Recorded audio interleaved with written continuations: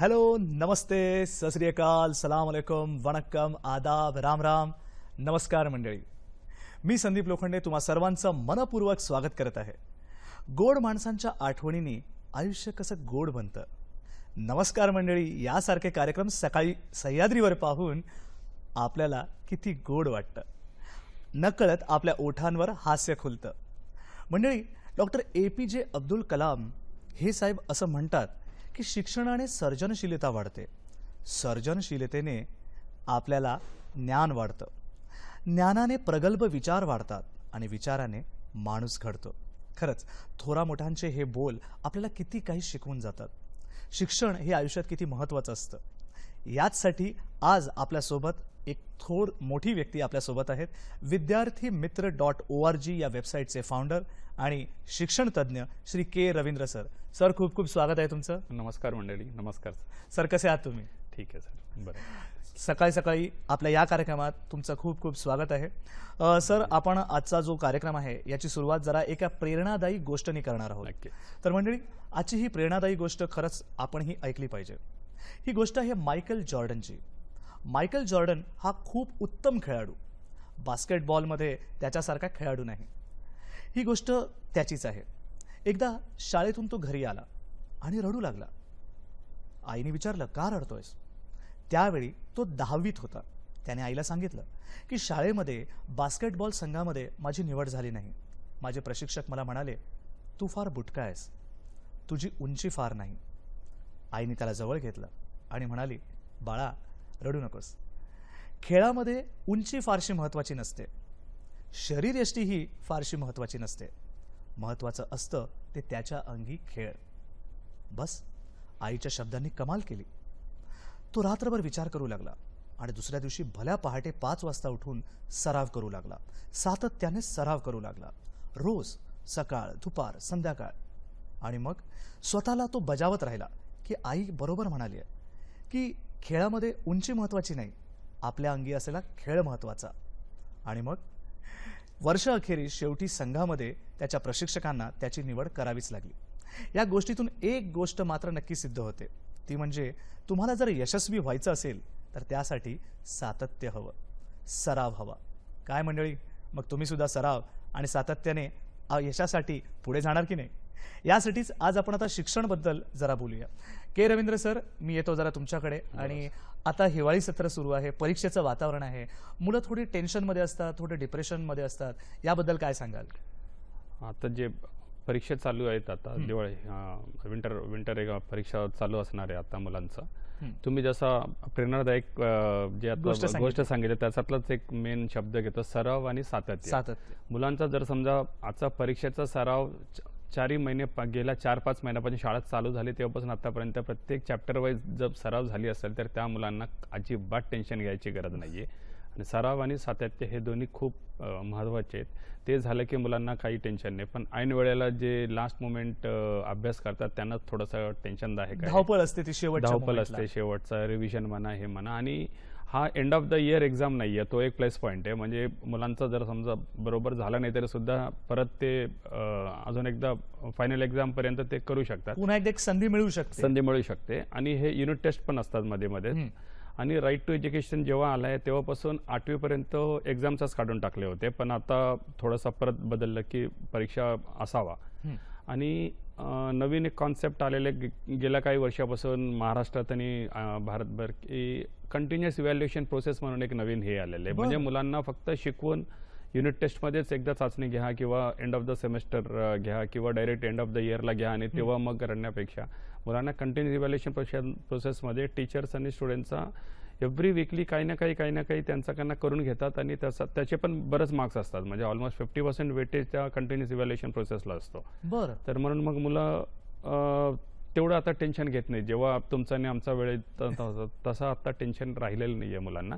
आणि टीचरला कळतं की कोण थोडंसं वर्गात थोडंसं शिक्षणामध्ये चांगला आहे आणि शिक्षणामध्ये तो थोडासा मागे. मग त्यांना भरीव काढायला थोडंसं एक्स्ट्रा क्लासेस घेऊन टीचरला माहिती पडतं. आणि जे हुशार मुलं आहेत त्यांना अजून एनकरेज करण्यासाठी मग वेगवेगळ्या परीक्षेला पाठवतात की ऑलिम्पियाड्स म्हणा आणि असे जे मोठ्या परीक्षा आहेत त्या मुलांना ओळखून हे पाठवतात. आणि जे थोडंसं डल आहे त्यांना मग थोडंसं एक्स्ट्रा टीचर थोडी मेहनत घ्यावी लागते. थोडं मेहनत घेऊन टीचरलाही कळतं की कोणता मुलगा कसा आहे म्हणून. तर हे कंटिन्युअस इव्हॅल्युएशन प्रोसेस खूपच चांगलं आहे आणि म्हणजे वर्षभर आपल्यावर नजर असतो आणि मुलालाही समजतं की आपण काय करतो, कुठे हे करतो.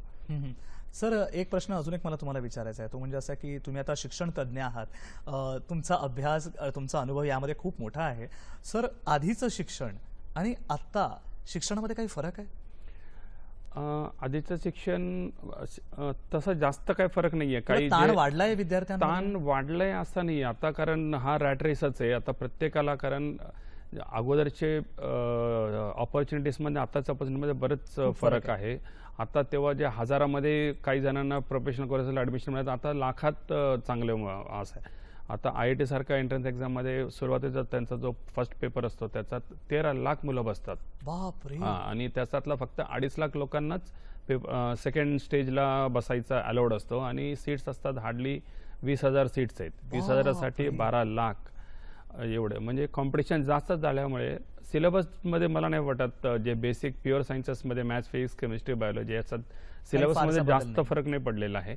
पण कॉम्पिटिशन जास्त आहे, कारण स्पर्धा, सीट्स तेवढे वाढले नाही. जसं लोकसंख्या वाढल्या त्या हिशोबाने हे नाही वाढलेले आहे, सीट्स वाढलेले नाही. आणि आता प्रत्येकाला शिक्षण एवढं महत्त्वाचं आहे. प्रत्येक शेतकरीचा मुलगा सुद्धा शिक्षण घेतोय, एखादा मोठा IAS ऑफिसरचा मुलगा सुद्धा शिक्षण घेतोय आणि त्याला काही पर्याय नाही राहिलेले आहे. आणि जेवढं चांगला युनिव्हर्सिटी, चांगला कॉलेज, चांगल्या शाळा तिथपासून आपण चालू, इव्हन स्कूलचं पायंड चांगले असले तर मग तो पुढे पुढे पुढे पुढे त्याचा करिअर चांगला होतो. म्हणून मग आताचा मुलांचा जसा कल आहे की इव्हन 3-4 वर्षाचा म्हणजे जे पॅरेंट्स आहेत ज्यांचा मुलगा 2 वर्षाचा, 3 वर्ष, तेही आम्हाला कधी कधी आमच्या ऑफिसमध्ये येऊन विचारतात की माझ्या मुलाला CBSE मध्ये टाकू का, ICSE मध्ये टाकू किंवा इंटरनॅशनल बोर्डमध्ये टाकू किंवा इतक्या लहान वयात. कारण पॅरेंट्स आता काय राहिलं, फक्त मॅक्झिमम पॅरेंट्सना 1 चाइल्ड किंवा 2 चिल्ड्रन असतात आणि त्या दोन्ही पॅरेंट्सना आपण जे जे करू शकलो नाही ते सगळं मुलांना करून घ्यायचा असतो. तो एक. आणि म्हणजे त्यांना समजा डॉक्टर व्हायचं असेल तर ते होऊ शकले म्हणून मग मुलांना ते करून घ्यायचं. आणि खूप स्वप्ने असतात, खूप ड्रीम्स असतात त्या मुलांना. असं वाटतं की जे आपण करू शकलो नाही ते सर्व आपल्या मुलांनी करावं. मुलांना तेही एक असतो. आणि तेव्हा त्यांना हुशार असून सुद्धा तेव्हा त्यांना अवेअरनेस नव्हता काही परीक्षेचा, काही कोर्सेसचा. आता माहिती पडलेले, पण आता आपला वेळ एज अ पॅरेंट निघून गेलेले. मग ते आपण आपल्या मुलांना ते सांगून त्या रस्त्याने प्रॅक्टिस करून, किंवा आता एक्झाम्पल सांगतो इव्हन स्पोर्ट्समध्ये सुद्धा जे मोठे मोठे PV सिंधू, सानिया मिर्झा जे झालेले आहेत, ते 4-5 वर्षाचा असताना त्यांची आई रोज सकाळी 4 वाजता जाऊन ते प्रॅक्टिस सेशनला बसवायचे. त्यांना बसून ते होईपर्यंत 5-6 तास ते बसायचे आणि परत घेऊन गेले. ते आपल्या वेळेला तसा कोणी आपले आई वडील तिकडे जाऊन असा करू शकले नाही. किंवा एक मला वाटतं एक सर्वसाधारणपणे हे वाक्य आपल्याला नेहमी ऐकायला मिळतं की आम्हाला ते माहीतच नव्हतं. एक्झॅक्ट. ते खूप माहीतच नव्हतं. ह्याच्यामुळे ना खूप लोकांचा खूप ऑपॉर्च्युनिटीज निघून जातात. म्हणूनच आपण ते विद्यार्थीमित्र.org जे वेबसाईट चालू केले, ते NGO फ्री वेबसाईट आहे आणि महाराष्ट्रात सर्वात मोठा वेबसाईट आहे. आणि कंटेंट वाईज म्हणजे त्याचा जी माहिती आहे ते भारतात 1 नंबर आहे आता. म्हणजे भारतात किती सगळ्यात बिगेस्ट वेबसाईट आहे. म्हणजे शालेय शिक्षण असेल, शालेय शिक्षण, हायर एज्युकेशन असेल, पोस्ट डॉक्टरल कोर्सेस पर्यंत आहे त्याचा. वर्ल्ड वाईड जेवढे टॉप युनिव्हर्सिटीज आहेत त्याचाही ऍडमिशन कसा होतो, कधी त्याची पेपर निघते, त्यांचा ऍडमिशन प्रोसेस 1 वर्ष अगोदरपासून कसा चालू करायचा, फॉरेनमध्ये ऍडमिशनसाठी काय एलिजिबिलिटी लागतो, किंवा त्यांना एक SOP म्हणून एक प्रकार असतो. तिकडे एंट्रन्समध्ये कमी मार्क आले पण SOP म्हणून एक स्टेटमेंट ऑफ पर्पज चांगला लिहिला तुम्हाला, तुमचं अकॅडमिक्स चांगले नसले, GREचा स्कोर चांगला, म्हणजे एवढा मोठा वेबसाईट झाला की त्याचा 10 सबडोमेन बनवायला लागले आम्हाला. त्याच्यातल्या 6 लॉन्च पण झाले, त्याचा मोबाईल ऍप झालेले. आता 11वीच्या ऍडमिशनला आताच खूप गोंधळ होता, तर त्याचा सुद्धा आम्ही सोल्युशन म्हणून एक FIJC.vidyarthimiत्र.org करून आम्ही सरकारला फ्रीमध्ये दिलेला होता. म्हणजे लोकांपर्यंत ती माहिती पोचावी म्हणून. राईट. तर 11वीच्या ऍडमिशनला कारण अनअवेअरनेस हा महाराष्ट्रात खूप मोठा आहे. अनअवेअरनेस एकतरी आपण आपले मुलं महाराष्ट्राच्या बाहेर शिकायला जात नाहीत. हायर एज्युकेशन म्हणजे इव्हन 12वी नंतर जे आहेत, 12वी पर्यंत आपण आपल्या गावातच किंवा आपल्या सिटीमध्येच करावं, नाही ते महत्वाचं आहे. म्हणजे वर्ल्ड वाईड तसाच कॉन्सेप्ट आहे. पण 12वी नंतर जे आहे ते आपण मला तरी वाटतं की जे बेस्ट कॉलेजेस आहेत, मग तेव्हा तुम्ही सिटी किंवा राज्य बघू नका. कारण आपण महाराष्ट्र किंवा भारतात जे टॉप कॉलेजेस आहेत, आपल्याला जे मुलांना जर समजा बाहेरचं राज्यात एखादा चांगला ॲडमिशन मिळाला किंवा एखादा IIT खरगपूरला मिळाला आणि इथला पुण्याच्या मुलाला पुण्यात किंवा मुंबईच्या मुलाला मुंबईचा टॉप मुंबईमध्ये कॉलेजमध्ये मिळाला, पण त्यांनी इथला सोडून तो तिथे जायला हवा, कारण तिथला अख्खा भारतातलं मुलं येतात. मग त्यांचा लेवल ऑफ वेगवेगळे कल्चर्स येतो. माहिती. इव्हन टीचर सुद्धा सगळे फॉरेन PhD असतात तिकडे, USA मध्ये टॉप, हार्वर्ड, स्टॅनफोर्डमध्ये केलेले. इव्हन एक्सचेंजवर सुद्धा स्टुडंट्स तिकडे टीचर्स येतात तिकडे. खूप बरंच फरक पडतो. वर्षभर 4ही वर्ष एवढे ऍक्टिव्ह, कारण गव्हर्नमेंट ऑफ इंडियाने प्रत्येक एक IITला 500 कोटीचा इयरली बजेट आहे. म्हणजे हा अख्खा संपूर्ण इंजिनिअरिंग कॉलेजचं जेवढं बजेट असेल तेवढं 1-2 कॉलेजला तेवढं बजेट आहे. आणि जे मुलं हुशार असतात, जे नॅशनल लेवलला त्यांचा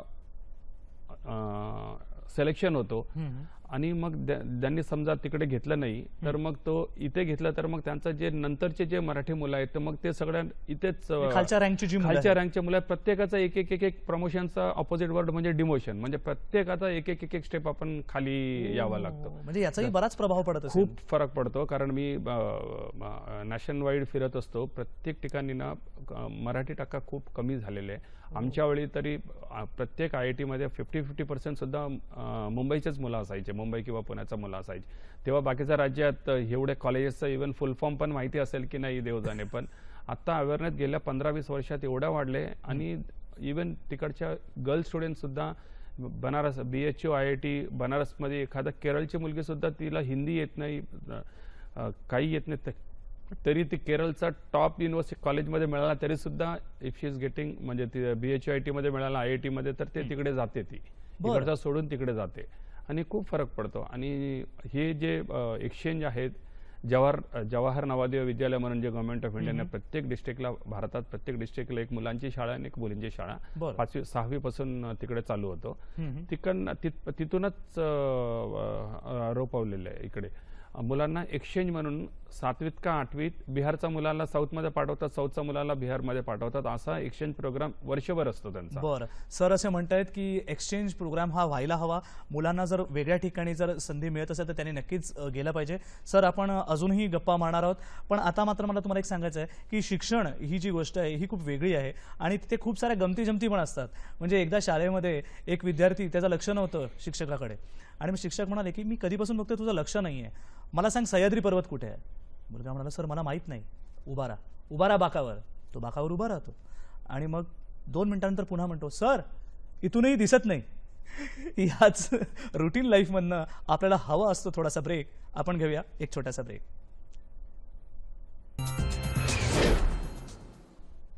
ब्रेक नंतर तुम्हा सर्वांचं मनापासून स्वागत आहे. नमस्कार मंडळी. या कार्यक्रमामध्ये आपण आहोत श्री के रवींद्र साहेब यांच्यासोबत. शिक्षण तज्ज्ञ आहेत ते. विद्यार्थीमित्र.org या वेबसाईटचे फाउंडर आहेत.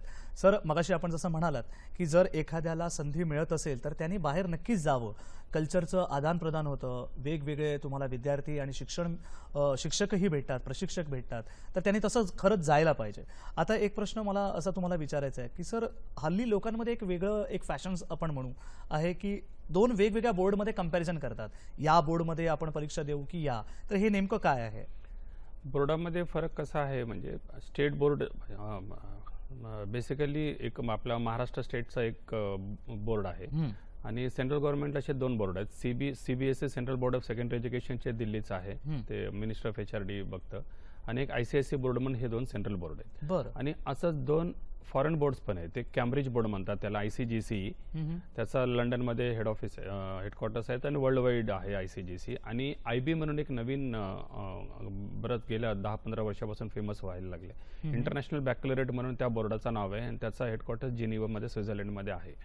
आणि ह्या बोर्डाचा हे कॅम्ब्रिज आणि IB बोर्डाचा बरेच स्कूल्स, आता बॉम्बे तर खूप आहेत, बॉम्बे, दिल्ली, इव्हन पुण्यात सुद्धा बरेच IB स्कूल्स झालेले आहेत.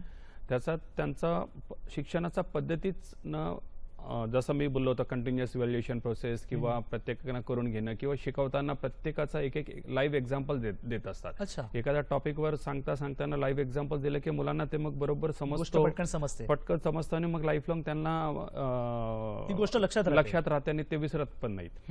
आणि ज्यांना 12वी नंतर जे पॅरेंट्स जरासा रिच आहेत किंवा श्रीमंत आहेत, ते 12वी नंतरच त्यांना फॉरेनमध्ये पाठवतात. खूप राज्यात हा मी तर मगाशी म्हणत होतो आपण 12वी नंतर महाराष्ट्राचा बाहेर एखादा चांगला कॉलेज मिळाला तर अवश्य जा. अवश्य जा. खूप राज्यामध्ये 12वी नंतर डायरेक्ट अमेरिकेला पाठवायचा पण पद्धत चालू झालेली आहे. अच्छा. हा म्हणजे आपण फक्त राज्य सोडत नाही, देश सोडून सुद्धा 12वी नंतर काही पॅरेंट्स आपला एकमेव मुलगा किंवा एकमेव मुलीला UK, युरोपला किंवा सिंगापूरला परदेशात पाठवतात. म्हणून हे तरी आपण महाराष्ट्रात तरी नक्कीच आपण 12वी नंतर पाठवायलाच हवंय. पण मला असं वाटतं ही पण एक संधी आहे की 12वी नंतर अगदी तुम्ही वेगळ्या देशात जाऊन शिकता. बरोबर, राईट. कारण ते जे फॉर्मेशन असतो आपला युथचा, तो जो 12वी नंतरचा जो 4 वर्षाचा आहे तेच सगळ्यात जास्त महत्वाचा असतो. खूप महत्वाचा आहे. आणि IB बोर्डमध्ये मग तसे मुलं IB आणि कॅम्ब्रिज बोर्डमध्येच पाठवतात. कारण अमेरिकेत साधारण 200 देशातून मुलं येतात. 200 देशात एक देशात जसा भारत आहे तिकडे प्रत्येक राज्याचे एक बोर्ड पकडलं तरी सुद्धा 30-35 बोर्ड्स आहेत. म्हणून मग अमेरिकेत एवढे बोर्डचे मुलं आलं तर मग त्यांनाही कम्पेअर करता येत नाही की कोणता हुशार आहे की कोणता काही म्हणून त्यांचा IB सिलेबस त्यांना माहिती आहे. म्हणून मग मुलं इकडे जसं बांद्राला एक धीरूभाई अंबानी इंटरनॅशनल स्कूल म्हणून आहे, IB स्कूल आहे. 90% स्टुडंट्स 12वी नंतरच अमेरिकेला जातात तिकडे शिकायला. पण खूप लोकांना हे पण माहिती नसतो की 12वी नंतर त्यांना पाठवायचं नसतो, पण बाकीचे IB मध्ये जातात. मग माझा मुलगा मला परवडतो म्हणून हे IB मध्ये टाकतात. IB मध्ये टाकल्यावर मग त्याचं थोडंसं निगेटिव्ह असं आहे की त्यांचा रिझल्टच 12वीच्या ऑगस्टमध्ये येतात. तोपर्यंत इंजिनिअरिंगचं ऍडमिशन, मेडिकल ऍडमिशन, सगळे ऍडमिशन संपलेलं असतं. म्हणून पॅरेंट्स जरासं जागरूक असायला हवे की प्रत्येक बोर्डाचा डिफरन्स समजून घ्या. IB फीज जास्त आहे, एकदम हायफाय आहे म्हणून तुम्ही पाठवलं आणि पण तुम्हाला 12वी नंतर पाठवायचं नाही तर मग त्यांना इथला ऍडमिशन प्रोसेसमध्ये सुद्धा ते चुकतं, बिकॉज त्यांचा रिझल्टच एवढा लेट येतो. बरोबर. आणि IB झाल्यावर, कॅम्ब्रिज झाल्यावर मला नाही वाटत की ते नीट परीक्षा, आपल्या जे मेडिकलची नीट एंट्रन्स किंवा IITचं एंट्रन्स त्यांना ते नाही जमत नाही त्यांना. कारण ह्याचा 2 वर्षाचा तयारीच वेगळं असतं आणि त्याची वेगळी असते. बरं सर, मला एक प्रश्न तुम्हाला आता विचारायचा आहे. म्हणजे ही कॉलेज लेवलची मुलं झाली, आपण थोडंसं अजून पाठी येऊया. म्हणजे शालेय शिक्षण जे आहे याच्याबद्दल, या मुलांबद्दल आपण जरा चर्चा करूया की हल्ली आपण बघतो की किती वेगळं चित्र आपल्या समोर दिसतं. याबद्दल काय म्हणाल? स्कूल एज्युकेशन मध्ये सुद्धा आपण कुठे तो एकदम फाउंडेशन आहे प्रत्येक मुलांचा. शाळेत काही काही स्कूलमध्ये अगोदरपासूनच हे जे ABCD डिव्हिजनचा जो प्रॉब्लेम आहे तो अजूनही सुटलेला नाहीये. हुशार मुलं सगळ्या A डिव्हिजन मध्ये आणि थोडंसं कमी असलेल्या B डिव्हिजन मध्ये. इव्हन मग टीचर्स पण शिकवताना A डिव्हिजन मध्ये मुलांना जरा जास्त लक्ष देतात, जास्त शिकवतात, चांगलं शिकवतात. आणि जे BCD डिव्हिजन मध्ये मुलांना कमी शिकवतात, त्यांचा परीक्षा पेपर पण छोटाच देतात. आणि मग त्या मुलांना अगोदरच मग त्यांना असा मनात बसतो की आपण आपली ऐपत म्हणजे आपली कॅपेबिलिटी नाहीये, आपण आपलं बुद्धी एवढंच आहे. सरांनी वारंवार सांगून सांगून त्या मुलांना पण पडतं की I am not made for bigger things. असा करून मग तो खूप फरक पडतो.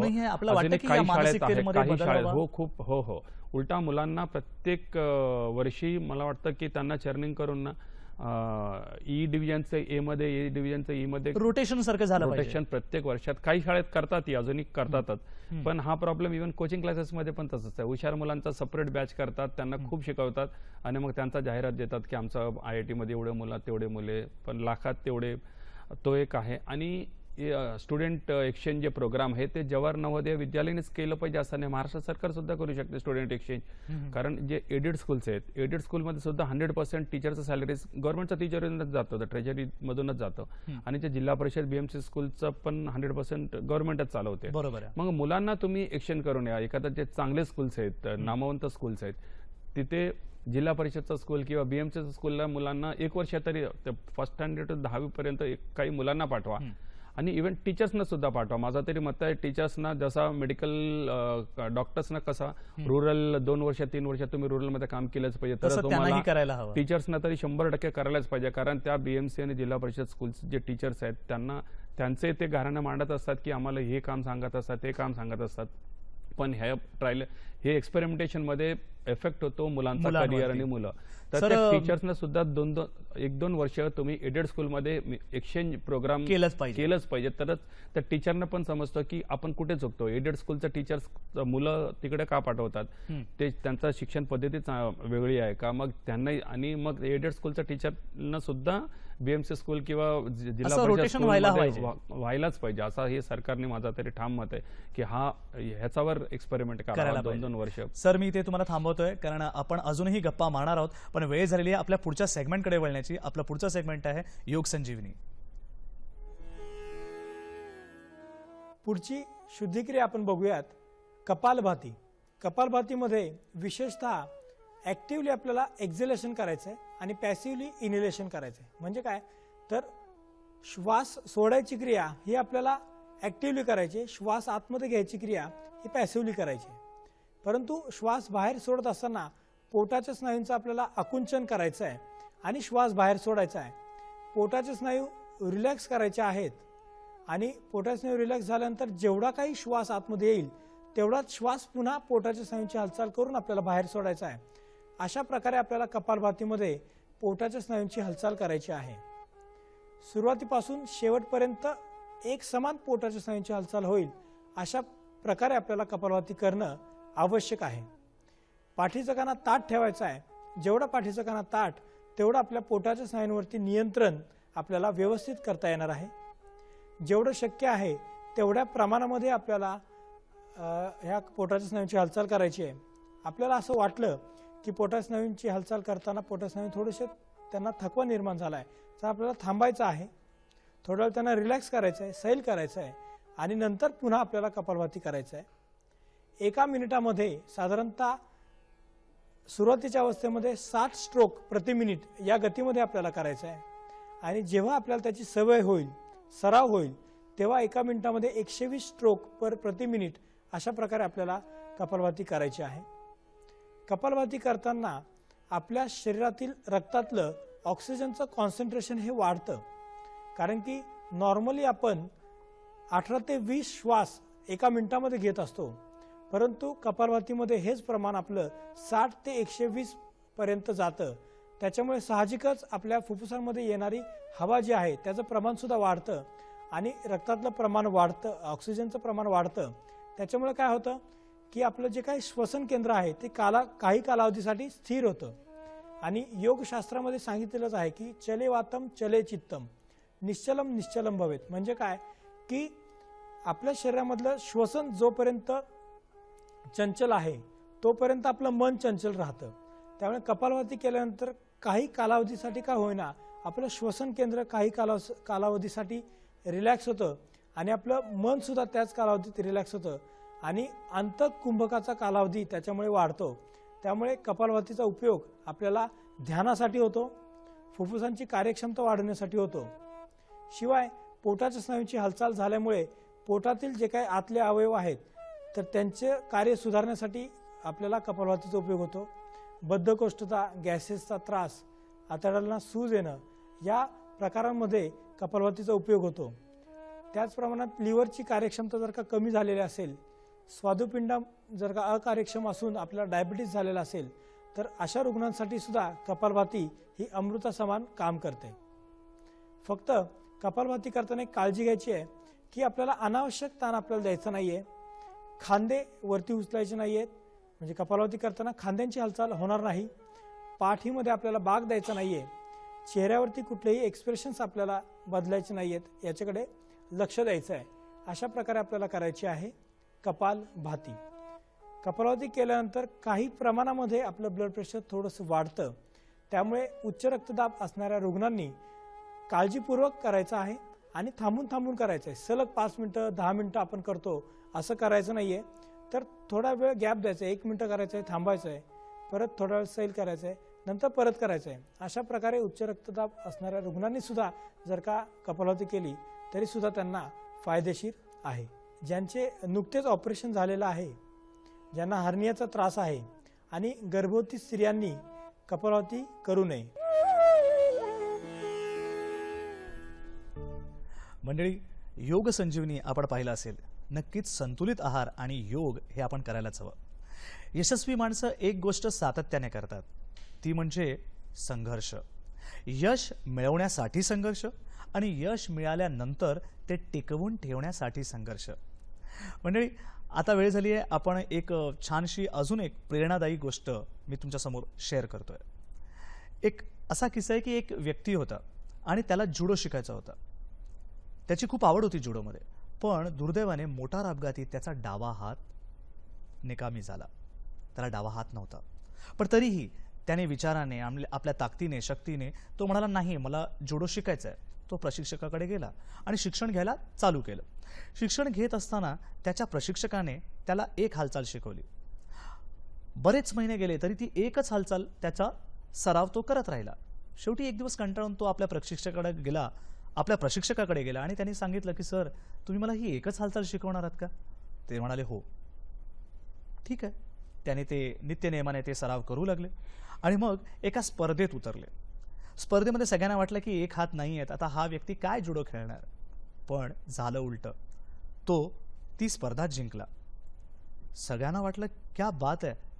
पण त्याच्यानंतर अंतिम फेरीमध्ये आता काय होणार इथे सगळ्यांचं लक्ष लागून राहिलं. अंतिम फेरीमध्ये जो स्पर्धक होता तो दणकट होता. सगळ्यांना वाटलं की आता मात्र हा स्पर्धक याला सोडत नाही, शेवटच्या फेरीमध्ये ह्याचं काही खरं नाही. शेवटी सामना सुरू झाला आणि तो प्रशिक्षक प्रेक्षकांमध्ये बसला. तो सगळा खेळ बघत होता आणि तुम्हाला आश्चर्य वाटेल पण त्याने आपल्या विरोधक स्पर्धकालाही हरवलं आणि ती स्पर्धा जिंकला. तो ते पदक घेऊन आपल्या प्रशिक्षकाकडे गेला. त्याचे डोळे पाणावले आणि तो म्हणाला, सर एक विचारू, एकाच हालचालीने मी ही स्पर्धा कशी काय जिंकू शकलो? तेव्हा प्रशिक्षक तेही भारावले आणि ते म्हणाले, मित्रा, स्पर्धामध्ये जुडोमध्ये हालचाल ही खूप महत्त्वाची असते. डावपेच खूप महत्त्वाचे असतात. तुझ्या विरोधकाला तुला हरवण्यासाठी एकच गोष्ट करायची होती जुडोमध्ये, ती म्हणजे तुझा डावा हात पिळणे. पण तुला तर डावाच हात नाही. त्याच्यामुळे तुझा दोष हीच तुझ्या यशाची पायरी, म्हणजे तुझा दोषच तुझ्यासाठी यशदायी ठरला. म्हणजे आपल्याही आयुष्यात असं किती वेळा होतं, आपण एकच गोष्ट घेऊन बसतो की माझ्याकडे हे नाही ते नाही. पण कधी याचा विचार केलाय की जो दोष आपल्यात आहे कधी कधी तोच आपल्यासाठी यश देऊ शकतो. मंडळी, घेण्यासारखं बरंच काही आहे. आता आपण वळूया आपल्या के रवींद्र सरांकडे. सर, पुन्हा एकदा तुमच्याकडे येतो आणि विचारतो की शालेय शिक्षण हे खूप महत्त्वाचं आहे, मगाशी तुम्ही म्हणालात, पण याचबरोबर मुलांना काय वाटतं की शिक्षण घेण्यासाठी काय गोष्टींची त्यांना गरज आहे अजून, किंवा कशा प्रकारे आपलं माइंड अजून मोठं केलं पाहिजे, विजन आपलं ब्रॉड केलं पाहिजे त्यांनी? शाळेत असतानाच एखादा सब्जेक्टचा गोड त्याच वेळेला निर्माण होतं आणि ते मग आयुष्यभर राहते. आणि मग टीचर्सनी सुद्धा त्यांची ओळखून त्या मुलांना काय आवडतं, म्हणजे कोणाला तरी मॅथ्स लहानपणापासून आवडत असेल तर मग त्या मॅथ्समध्ये त्यांना गोडी निर्माण करून कसं देणं. आणि काही खूप मुलं मॅथ्सला घाबरतात आणि म्हणून मग आता आपल्या सरकारने सुद्धा काही वर्षापासून एक जनरल मॅथ्स म्हणून एक नवीन सब्जेक्ट दिलेले SSA बोर्डात, की मॅथ्समध्ये फेल होतो म्हणून मग त्याचा 10वी राहून जातो म्हणून मग ते एकदम सिंपल मॅथ्सचा एक सेपरेट सब्जेक्ट दिलेला आहे. जनरल मॅथ्स घेतलं, पण खूप मुलांना मग काही टीचर्स सांगत पण नाही की 10वी ह्याच्यात तुम्ही जनरल मॅथ्स घेतलं तर तुम्हाला 11वी 12वीला मॅथ्स आयुष्यभर घेता येत नाही. अच्छा. खूप मुलांना आणि पॅरेंट्सना माहीत नसतो. पॅरेंट्सना वाटतं की हा सोपा ऑप्शन एक मॅथ्स आणि एक जनरल मॅथ्स. जनरल मॅथ्स घेतलं तर मुलगा उलटा हुशार असला तर अजूनही 100 आउट ऑफ 100 येतो. खूप मुलं मग नंतर 11वीला येतात, त्यांना 11वी कॉमर्समध्ये सुद्धा त्यांना मॅथ्स घेता येत नाही. हे टीचर्स बरोबर सांगत नाहीत. असं मग त्या मुलाचं खूप आयुष्य सब्जेक्ट घेताच येणार नाही. इव्हन 11वीचा जो फॉर्मचं बुकमध्येच लिहिलेलं की ज्यांनी जनरल मॅथ्स घेतल्या तुम्हाला सायन्समध्ये मॅथ्स घेता येत नाही आणि कॉमर्समध्ये सुद्धा मॅथ्स घेता येत नाही. सर, एक सेकंड थांबवतो मी. मंडळी, प्लीज लक्षात घ्या, के रवींद्र सरांनी खूप मोलाची माहिती आपल्याला सांगितली आहे की जनरल मॅथ्स आणि मॅथ्स हे घेताना जरा नीट विचार करा. सर, पुन्हा एकदा आपण चर्चेला सुरुवात करू. आणि महाराष्ट्र एवढा मोठा राज्य असल्यामुळे माझं तरी सजेशन असेल की 2 बोर्ड ठेवायला काही हरकत नाही. कारण आता खूप मुलं CBSE का वळतात, फीस जास्त असतो तरी का वळतात, कारण ह्याच्यातला हुशार मुलांसाठी सिलेबस नाही. आणि किती मुलगा हुशार असला तरी सुद्धा जेवढं सिलेबस आहे तेवढंच शिकेल, कारण शाळेत सुद्धा तेवढं शिकवलंय. सिलेबसच्या पलीकडे एक्स्ट्रा कोण शिकवत नाहीत. तर म्हणून महाराष्ट्र गव्हर्नमेंटनेच 2 बोर्ड ठेवायला काही हरकत नाही. कारण मी मंत्रालयात सुद्धा अजून कधी कधी जाऊन विचारत असतो की असा बोर्डाचा एवढं लेवल एवढा कमी का. त्यांचाही बरोबर ते बोर्ड ते सिलेबस फ्रेम करताना त्यांना अख्खा महाराष्ट्राचा शेवटचा घटकला इव्हन एखादा आदिवासी एरियामध्ये जी शाळा आहे जिल्हा परिषदचा त्या मुलांना समजतं की नाही, त्यांना संशोधन करायला संशोधन करून मग त्या लेवलला ते करतात. पण ह्याचं नुकसान कसं होतं, ते हुशार मुलं सुद्धा मग त्या पातळीवर आपण घेऊन जातो. म्हणजे ह्यांना वर घेता घेता ते हुशार मुलं सुद्धा खाली येतात. म्हणून 2 बोर्ड ठेवायला मला तरी काही हरकत नाही, कारण मोठा राज्य आहे. आता सेकंड पॉप्युलेशनमध्ये सुद्धा सेकंड बिगेस्ट आहे. महाराष्ट्राचा जो GDP आहे, भारताचा GDP मध्ये आपण 15% हे करतो आणि इन्कम टॅक्समध्ये 38% करतो. म्हणजे जे काही मोठे मोठे स्कूल्स गव्हर्नमेंटचे जेवढे काही नॅशनल लेवल सेंट्रल युनिव्हर्सिटीज असा एक मध्येच थोडासा आउट ऑफ द वे जातो. सेंट्रल युनिव्हर्सिटीज म्हणून गव्हर्नमेंट ऑफ इंडियाने जवाहरलाल नेहरू, JNU आहे आणि असे बरेच सेंट्रल युनिव्हर्सिटी ऑफ हैदराबाद, असे एक 20-25 का 25-30 सेंट्रल युनिव्हर्सिटीज आहेत. दुर्दैवाने महाराष्ट्रात एकही सेंट्रल युनिव्हर्सिटी नाही आहे. सेंट्रल युनिव्हर्सिटी ऍक्च्युअली खरं म्हणजे 2-2 असायला पाहिजे, कारण एवढा मोठा राज्य पण आहे. आपल्याकडे नाही. आपल्याकडे एकही सेंट्रल युनिव्हर्सिटी नाहीये. आणि मग बाहेरच्या सेंट्रल युनिव्हर्सिटीमध्ये असा स्टेट वाईज काय कोटा नसतो, पण आपल्या मुलं तिकडे जात नाही. मग एखादा सेंट्रल युनिव्हर्सिटी महाराष्ट्रात झालं तर आपल्या मुलं जातील आणि शिक्षण घेऊ शकतील. याच पॉईंटवर मी सरांना इथे थांबवतोय. शिक्षण खरं तर खूप मजेशीर गोष्ट आहे आणि शाळा हा माझा आवडता विषय आहे सर, खरं सांगतो. कारण इतक्या गमती जमती पाहायला मिळतात. मला आठवतोय किस्सा, तो मी तुमच्याशी शेअर करणार आहे. एकदा एक विद्यार्थी शाळेमध्ये उशिरा आला, तेव्हा ते गुरुजी चिडले आणि म्हणाले, राहुल तू एवढा उशिरा कसा काय? तो म्हणाला, सर मी पडलो आणि मला लागलं. पडलं आणि लागलं? दिसत तर काय नाही. कुठे पडला, कुठे लागला? सर बेडवर पडलो, डोळा लागला. विरंगुळा आपल्याला हवा, ताण आपल्याला थोडा कमी करायचा आहे. सकाळ सकाळी आपण आहोत नमस्कार मंडळी कार्यक्रमात. घेऊया एक छोटासा ब्रेक.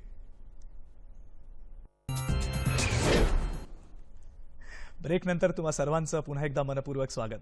मंडळी, खरं सांगू ना, ज्या प्रसन्न पहाटे तुम्ही नमस्कार मंडळी हा कार्यक्रम पाहता आणि तुमच्या चेहऱ्यावर जेव्हा हास्य येतं, खरं सांगू आम्हाला खूप बरं वाटतं.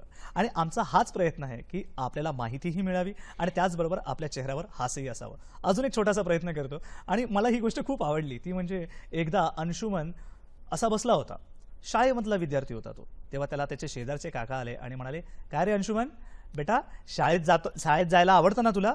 तो बोलला, शाळेत जायलाच आवडत नाही, शाळेतून यायलाही आवडतं, फक्त शाळेत बसायला मात्र आवडत नाही.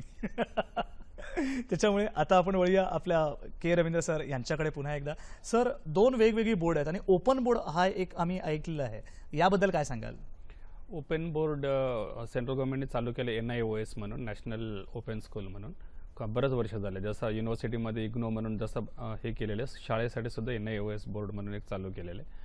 आणि जे मुलं शाळेत असताना सुद्धा ते काही दुसऱ्या म्हणजे खेळाडू असतात, समजा सचिन तेंडुलकर होते, असे जे खेळाडू असतात त्यांना त्याचा भरपूर टॅलेंट आहे, असा मुलांना मग ते स्कूल मिस होतो किंवा एक्झाम्स मिस होतात. मग अशा मुलांसाठी एक ओपन बोर्ड सेंट्रल गव्हर्नमेंटमध्ये आहे, नॅशनल ओपन स्कूल. आता गेल्या वर्षी महाराष्ट्र गव्हर्नमेंटने सुद्धा ओपन बोर्ड असा केलेला आहे. तर मग तुम्ही तुमचा जो टॅलेंट आहे, कारण प्रत्येकाने शिक्षण ठसा उमटू शकतात तसे, तर म्हणून ते एक नवीन बोर्ड चालू झालेला आहे.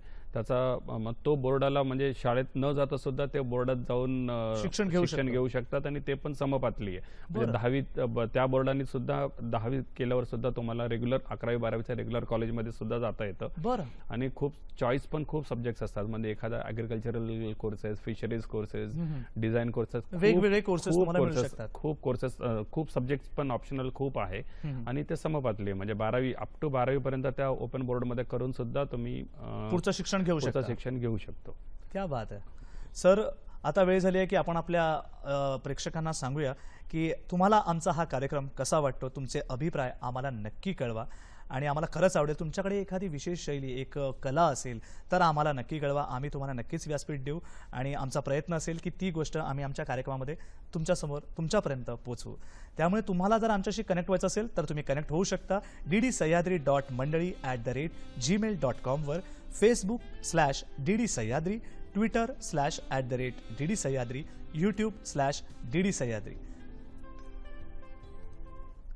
मंडळी, पुन्हा एकदा मी के रवींद्र सरांकडे येतो. सर, जाता जाता आमच्या प्रेक्षकांना तुम्ही काय सांगाल? हे जे मुलांचं जे शिक्षणाचं हे ओळखा, तुम्ही त्यांचा टॅलेंट ओळखा. आणि कारण आता फक्त शिक्षणात असं नाही, एवढे फील्ड्स ओपन झालेले आहेत. प्रत्येक आपण लहानपणी मुलांना म्हणायचो की अभ्यास कर, पण मुलांना ज्याचा टॅलेंट आहे ते ओळखा, पॅरेंट्स ओळखा किंवा टीचर्सना वारंवार भेटून ते ओळखा आणि त्याचा त्याला काहीतरी करिअर बनवू द्या. प्रत्येक करिअरला वाव आहे. आणि शाळेत सुद्धा तुम्ही रेग्युलर मुलांकडे टचमध्ये राहा की तुम्ही काय करता. त्यांचा ऍप्टिट्यूड टेस्ट घ्या. 8वीत 7वीत 8वीत असतानाच कल चाचणी आणि त्यांचं कल परीक्षा कुठे असते. आहे, कल talent कुठे कशात आहे आहे? ते आता प्रोफेशनली मोठे मोठे आता झालेले आहेत. एवढे रिसर्च करून इंटरनॅशनल लेवलला रिसर्च करून ते आपण इथे पण आणलेले आहे. तर मुलांचा ते ऍप्टिट्यूड टेस्ट म्हणून एक असतो, इंटरेस्ट टेस्ट आणि aptitude test. Government of Maharashtra आणि 5 राज्यात गेल्या 3-4 वर्षापासून 10वीत कंपल्सरी केलेलं आहे ते सर परीक्षा ऍप्टिट्यूड बसणे. टेस्ट बद्दल जरा सांगा ना. हा, ऍप्टिट्यूड टेस्ट म्हणजे तो एक वेगळा हे एक सायकोलॉजिकल टेस्ट टेस्ट असतो. आहे, चाचणी आपण म्हणू. चाचणी त्याला त्याचं नाव पण गव्हर्नमेंटने कल चाचणी असंच दिलेलं आहे. बरं. आणि एक चांगला हे केलेलं की गव्हर्नमेंट ऑफ महाराष्ट्राने गेल्या 3 वर्षापासून प्रत्येक 10वीचा मुलाला बोर्ड परीक्षाचा अगोदर हे परीक्षा बसणं बंधनकारक केलेलं आहे. बरं. म्हणजे कोणताही स्कूल असो, इंग्लिश मिडियम कोणताही मिडियम असो, एसएससी बोर्डाचा जो मुलगा असेल तर बोर्डाचा परीक्षेचा अगोदर ही परीक्षा दिलीच पाहिजे असा केलेला आणि फ्री आहे. आणि त्याचा रिझल्ट सुद्धा गव्हर्नमेंटच एक महाकरिअरमित्र.in म्हणून वेबसाईट आहे, त्याचा मार्फत येतं. आमचाही वेबसाईट बहुतेक त्याला लिंक करणार आहेत असं चाललंय आता आमचे प्रयत्न. आणि मग त्याच्यात मुलांचा त्यांचा कल कुठे आहे ते नक्कीच कळू शकेल ओळखून आपल्याला. येतो. कारण मग फील्ड्स पण एवढे फील्ड्स आहेत ना, मग त्या फील्डमध्ये अजून काय काय मग त्यांना फ्युचर कुठपर्यंत आहे त्या फील्डमध्ये. एखादा डान्स असेल, म्युझिक असेल, कला असेल, क्षेत्र आहे काही किंवा, क्षेत्र असेल, अ, स्पोर्ट्स क्रीडा असेल, आहे. क्रीडा आहे, स्पोर्ट्स असेल, मग ते ओळखून मग त्या मुलांना तिथे मग त्याचा आता एवढे जागरूक झालेले काही 10वी-11वीचं मुलांचे पॅरेंट्स सुद्धा विचारतात स्पोर्ट्स मॅनेजमेंट हा काय प्रकार आहे, भारतात आहे का स्पोर्ट्स मॅनेजमेंट असं आहे. तर इव्हन शाहरुख खानच्या मुलाला सुद्धा त्यांनी 10वी 11वी 12वी 10वी झाल्यावरच मला वाटतं की त्यांनी स्पेनला पाठवलेलं आहे फुटबॉलचा ह्याच्यासाठी. तर आता जग खूप मोठं झालेलं आहे. झाल्याने जग एक सिंगल प्लेस आहे. आणि महाराष्ट्राच्या मुलांनी तर 12वी नंतर नक्कीच बाहेरच्या राज्यात शिकायला गेलंच पाहिजे. किंवा मग बाकीच्या जे नंतरचे मुलं आहेत त्यांना तरी संधी प्रमोशन मिळेल आणि मग आपला फायदा होईल. नक्कीच सर, आजच्या या सकाळी तुम्ही इथे आलात सह्याद्री वाहिनीकडे, त्यासाठी मनपूर्वक आभार. नमस्कार मंडळी.